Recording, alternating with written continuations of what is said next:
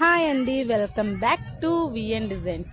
ఈరోజు మన Mukunda Murari hand cutting చూపిస్తున్నా అండి. నేనైతే 9 ఇంచెస్ మెయిన్ పెట్టేసుకున్నా. తర్వాత 9 ఇంచెస్ నుంచి డౌన్ 2.5 కిందికి మీకు అర్థమయ్యేలా చెప్తాను. ఆగండి, తీసేస్తా. విడిగా పెట్టా కదండి. ఇప్పుడు 7.5 ఫుల్ ఉంది. హాఫ్ అయితే 6, 1.5 ఇంచ్ ఖర్చు, 7.5 ఇంచ్ చంక డౌన్ అన్నమాట. అంటే అది చంక ఆమ్రోన్ లూజ్ అనమాట. హ్యాండ్ పైకి అంటే మన 9 ఇంచ్కి పైకి ఒక 3 ఇంచెస్ ఎక్స్ట్రా తీసుకున్నా. ఇప్పుడు సైడ్లు ఖర్చు, అవి అతుకులు వేసాయి అనమాట సైడ్ ఖర్చు కోసం. ఇప్పుడు కింద పైపింగ్ వేస్తున్నా లైనింగ్కి. ఇప్పుడు మెయిన్ ఫ్యాబ్రిక్కి లైనింగ్ జాయింటీ చేసుకొని ఇలా తిప్పి వేసి పైనుంచి స్టిచ్ వేయాలి. లైనింగ్కి లూజ్ కుట్టు వేసుకోవాలండి. Lining main ఫ్యాబ్రిక్కి.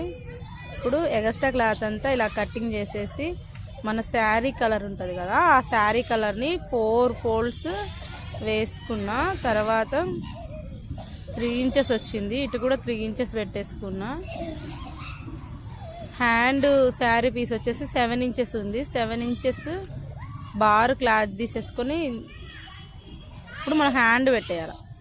హ్యాండ్ని ఇలా పెట్టేసి ఇలా కటింగ్ చేసేయాలి. ఇప్పుడు ఇలా మనం హ్యాండ్ కరెక్ట్గా పెట్టుకున్నాం. అది క్లాత్ కటింగ్ చేసుకున్నాం కదా, దానికి వీడియోలో చూపిస్తున్నట్టు ఇలా పైపింగ్ జాయిన్ చేసేసి ఆ పైపింగ్ తిప్పేసి ఆ పైపింగ్ జాయింట్ చేసిన వైపు హ్యాండ్ మధ్య వైపు నుంచి చూడాలి. 6, 7 అవుతుంది.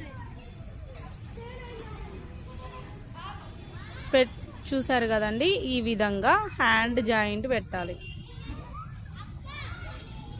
ఇట్లా హ్యాండ్ 2 సైడ్స్ మడుచుకొని ఇట్లా మధ్య వైపున ఆ సెంటర్ బేస్ వచ్చేలా పెట్టేసి పైనుండి స్టిచ్ వేయాలి.